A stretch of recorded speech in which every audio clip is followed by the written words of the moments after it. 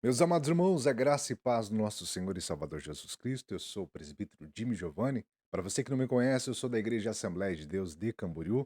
Claro que eu não falo em nome da igreja, mas eu referencio a minha igreja, referencio os meus pastores, para você saber que eu tenho um líder, pastor Zilmar, meu pastor presidente, pastor Valdir, pastor Adriano, são os nossos presidentes aqui da Assembleia de Deus de Camboriú e também dos Gideões Missionários da Última Hora.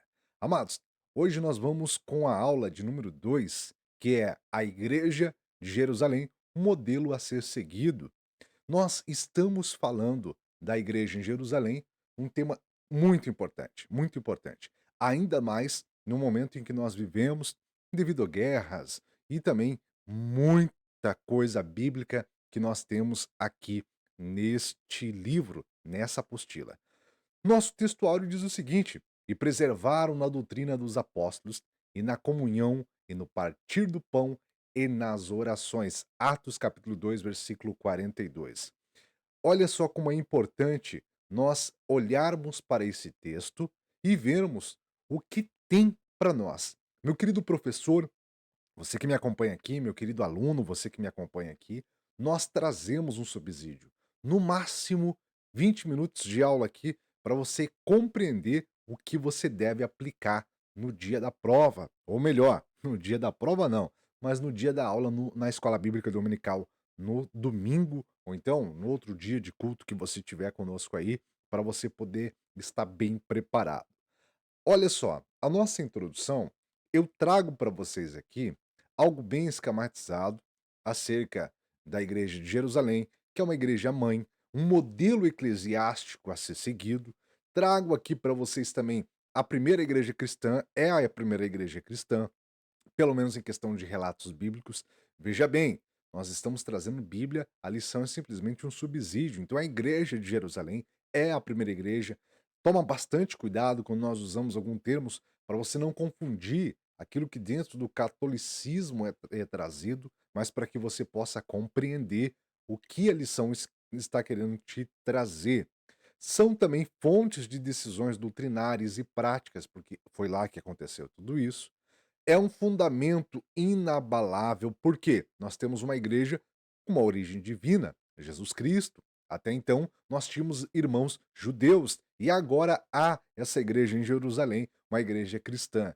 Igreja que traz quem? O Espírito Santo. Nós já falamos na aula anterior acerca do Pentecoste. Mas é importante nós lembrarmos novamente que essa igreja era uma igreja cheia do Espírito Santo. Aqui nós temos que nós temos a graça, o Espírito Santo sobre a igreja, sobre mim e sobre você. Nós temos uma supervisão apostólica lá na frente quando nós entrarmos em tudo isso. Eu vou debater um pouco mais aqui juntamente com vocês para que nós possamos compreender. Nós temos o quê? Uma igreja abundante em dons. Os dons não nasceram agora, não são do nosso século, da nossa geração, apesar de que há quem diga que já acabou. Não acabou, mas nós estamos falando também de uma igreja cheia de dons. É uma marca distinta da igreja. Igreja da palavra, igreja do espírito, fidelidade às ordenanças, batismo, ser no Senhor, culto comunitário. Amém? E um legado perene nós vamos trazer que é um modelo de alicerce espiritual. Tudo isso para vocês só na introdução. Somente na introdução eu já estou trazendo isso aqui para você olhar e falar: olha, essa aula tá show demais, tá bom? Vamos lá, meus irmãos. Se em um momento eu olhar para baixo, você não leva a mal, por favor, porque é onde eu consigo ler aqui tudo que eu preparei para você com bastante carinho, com bastante amor e com bastante respeito, tá bom? O nosso primeiro tópico, ele diz o seguinte: uma igreja com sólidos alicerces. Meu irmão, você concorda comigo que toda igreja ela necessita ter um alicerce espiritual, doutrinário e bíblico?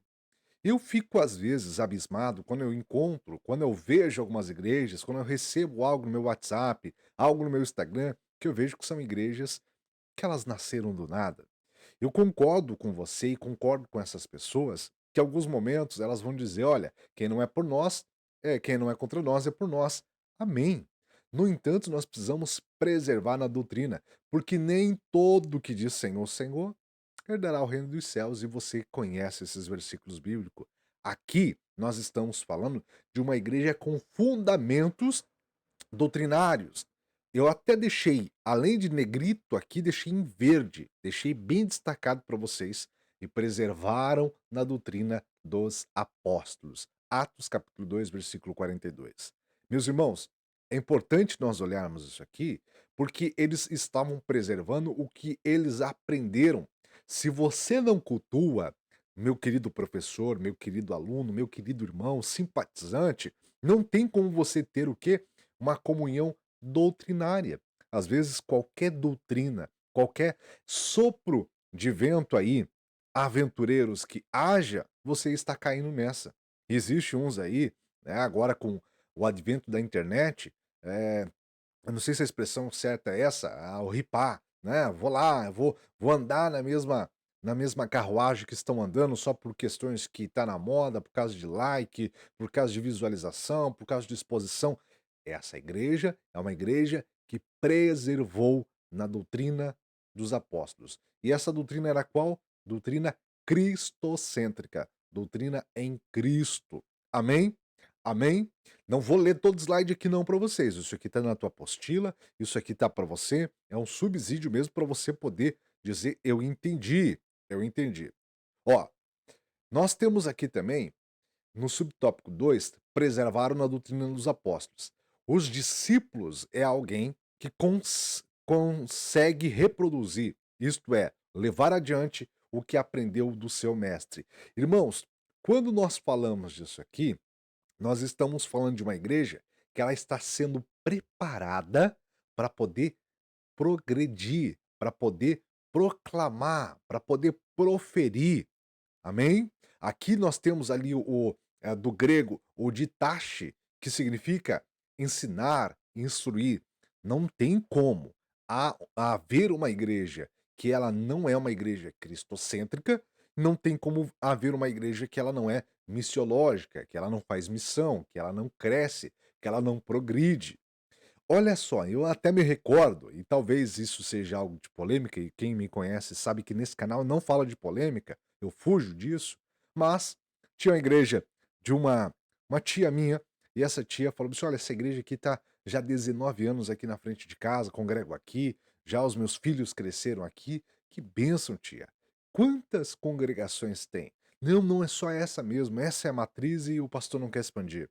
Tudo bem, eu não vejo problema disso aqui. É melhor uma igreja séria, uma igreja cristocêntrica, do que alguns há por aí, com centenas de igrejas totalmente desestruturadas. Mas, quando eu e você somos a igreja, não o templo, não a placa, não a Assembleia de Deus, né? Por mais que está aqui, visite a AD Camboriú, Assembleia de Deus de Camboriú, mas não a placa de igreja. Quando eu olho para isso, eu vejo uma igreja que ela cresce cada vez mais na presença do Espírito Santo, reproduzindo, ensinando, instruindo e ganhando almas para Cristo. Amém? Nós temos o 3 aqui, que é uma igreja relacional e piedosa. Um grego muito conhecido, para quem gosta, para quem conhece ali, é o koinonia, igreja de comunhão. Não tem como, já falei isso, não tem como eu ser cristão, eu estar dentro de uma igreja inserido e eu não ter comunhão com os meus irmãos, com as pessoas. Não tem como. Eu necessito, você necessita.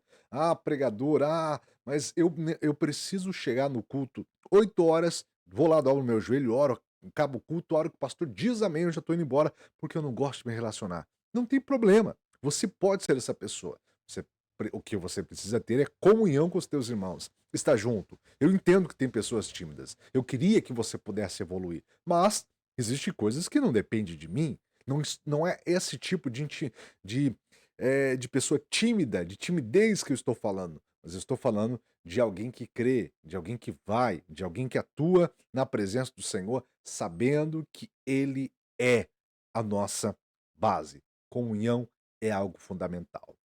2 traz para nós que é uma igreja observadora dos símbolos cristãos. E eu estou aqui só trazendo o batismo. Então, daqui a pouco nós vamos falar de mais coisas aqui.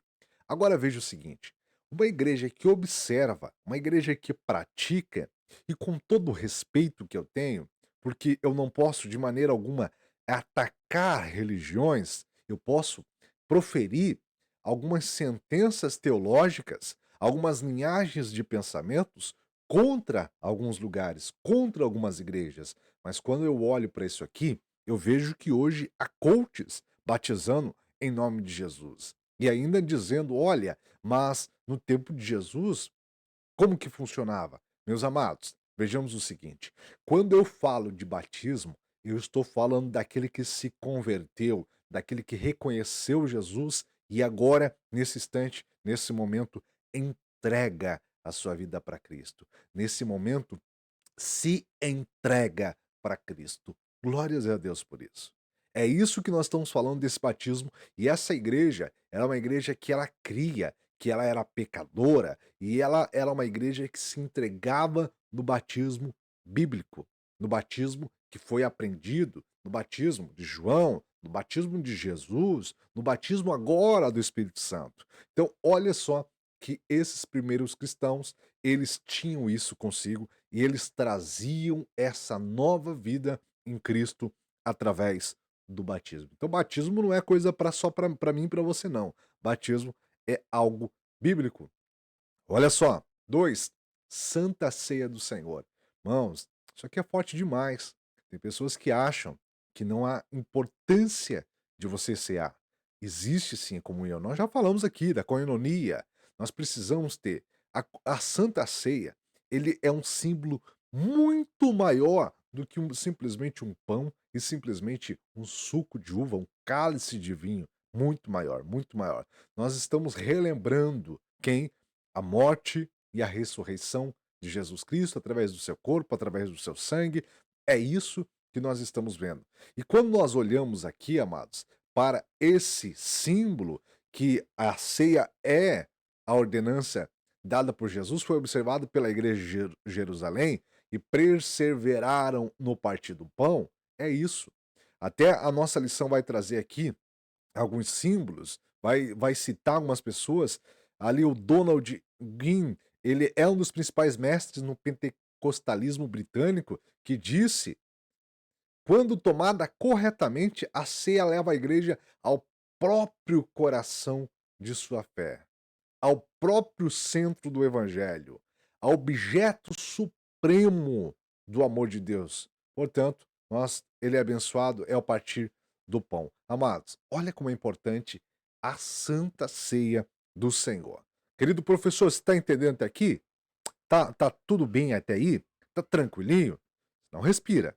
Se não respira. Se tiver dúvida, depois você me pergunta, manda aqui no chat, pergunta que nós vamos esclarecer as tuas dúvidas. Vamos lá. 3. Uma igreja modelo.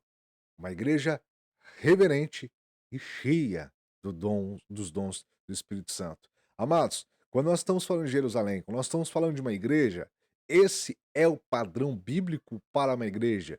Tudo bem, nós estamos falando agora de Jerusalém, a igreja primitiva, a igreja mãe, a igreja matriz. Ok, nós estamos falando de Jerusalém. Só que quando nós falamos de igreja, falamos de eu e você. Nós não estamos falando simplesmente de algo histórico. Talvez você olhe e fale: ah, que legal aprender historicidade. Não, crente. Nós estamos falando de uma igreja atual, de uma igreja viva, de uma igreja eficaz, uma igreja eficiente. E é por isso que eu e você precisamos entender que essa igreja é uma igreja reverente. O que, que significa isso aqui? Temor. O que, que significa isso aqui? Organização. Talvez você às vezes fica, professor, aluno, com dúvidas em questão de reverência. Toma bastante cuidado, que eu não estou falando de uma reverência de algo, de algum dogma cultural que talvez você possa trazer para sua igreja. Não, não é isso que eu estou falando. Eu estou falando de uma reverência bíblica. Um exemplo, muito se fala contra ou a favor de autoridade espiritual. Eu não sei para você, mas eu tenho os meus pastores como sendo uma autoridade espiritual de Deus sobre a minha vida, a qual eu devo reverenciar. Essa igreja é uma igreja que sabia muito bem disso. É uma igreja que tinha temor no Senhor, eles cumpriam a doutrina dos apóstolos. Interessante isso, nós acabamos de falar. Quando eu falo de uma igreja reverente, eu estou falando de uma igreja que ela sabe aonde ela está atuando. A Bíblia poderia trazer ali, ó, e perseveravam na doutrina de Cristo. Ok, não está errado. Por que dos apóstolos? Será que a Bíblia errou? Não. Nós estamos falando de uma igreja que sabe que ela precisa respeitar os seus líderes. E é muito importante isso. Além de tudo isso, uma igreja cheia do Espírito Santo, cheia dos dons. Eu fico imaginando como que era congregar nessa igreja. Se hoje aqui, em Camboriú, onde eu congrego, já tem profecia, já tem revelação, já tem cura. Eu fui num culto de quarta-feira à tarde, que o presbítero Tiago estava ministrando aqui da Assembleia de Deus de Camboriú, que eu vi com os meus olhos pessoas que entraram ali com problemas nos ossos, no corpo, saíram ali no mesmo instante, curada no mesmo instante. Jesus faz. Agora imagina uma igreja, na igreja primitiva, na igreja onde todo mundo estava sedenta por Cristo. Imagina só como era essa igreja cheia dos dons. Então, meu irmão, se essa igreja era cheia, se nós estamos falando de um depois de Cristo, porque nós estamos falando dos primeiros cristãos, eu e você precisamos ser, no mínimo, um pouquinho usado e cheio pelo Espírito Santo. Amém? Uma igreja acolhedora, irmãos, não tem como nós falarmos da nossa fé se nós não falarmos de uma igreja que acolhe, de uma igreja que ama, de uma igreja que respeita, de uma igreja que cuida, de uma igreja que traz as pessoas para perto de si. Eu fico às vezes olhando e eu fico imaginando como que é difícil, às vezes, congregar numa igreja onde é um para um canto, outro para o outro. Uma igreja que você entra, ninguém dá importância para você, apesar de que nós sabemos que existem igrejas muito grandes. A igreja onde eu congrego hoje é uma igreja muito grande. Todo o aparato é difícil mesmo, porque precisa de muitas pessoas para orientar. Sim, mas eu não estou falando desse tipo de acolhimento. Eu estou falando de olhar para aqueles que estão do lado e dizer: filho, vem aqui. Querida, vem aqui, porque eu cuidarei de você. Eu te ajudarei de alguma forma. Eu não sei se você já ouviu, mas no mundo é muito fácil apontar o dedo. Quando nós falamos de uma igreja, nós estamos falando de uma igreja que traz, que acolhe, que traz para perto de nós. 3, uma igreja adoradora. Irmãos, não tem como. Não tem como você não ter uma igreja que adora, uma igreja que busca, uma igreja que exalta, uma igreja que clama ao Senhor em meio às dificuldades, em meio às adversidades. E é por isso que a lição está trazendo aqui, louvando ao Senhor. Nós vamos ter aqui a igreja é usada também para descrever o paralítico que louvava e Deus depois que foi curado junto à porta formosa. Vários versículos que vão trazendo que essa igreja é uma igreja adoradora. E lembre-se de um versículo que diz, você conhece isso? Os verdadeiros adoradores adorarão ao Pai, em espírito e em verdade. Se há verdadeiros adoradores, existem os falsos, existem os falsificados, mas existe, glória a Deus, eu e você. Eu me considero, e eu acredito que você também, verdadeiros adoradores. Vamos para a nossa conclusão? Nessa lição, nós vimos algumas características que marcaram a primeira igreja. Frequentemente, nos referimos a ela como igreja primitiva. Vemos como sendo uma igreja ideal, modelo para todas as outras. De fato, ela é a igreja mãe. Isso, contudo, não significa dizer que a igreja de Jerusalém não tivesse problemas. Havia sim, mas pelo contrário, veremos outras lições que havia alguns bens desafiadores. Nada, contudo, que tire o seu brilho e nos impeça de nos espelharmos nela. Glórias a Deus. Olha só, 19 minutos. Eu falei para você que era 20 minutinhos, muito rápido, né? Eu quero convidar você a se inscrever nesse canal. Eu quero convidar você a deixar seu comentário, me ajuda. Lembrando que eu tenho aqui todos os dias uma palavra de Deus no seu coração. 6 horas da manhã devocional, eu tenho no sábado, todo sábado, uma entrevista com o crente, e eu tenho também no domingo a escola bíblica dominical, para que o nome do nosso Senhor e Salvador seja glorificado. Que Deus te abençoe.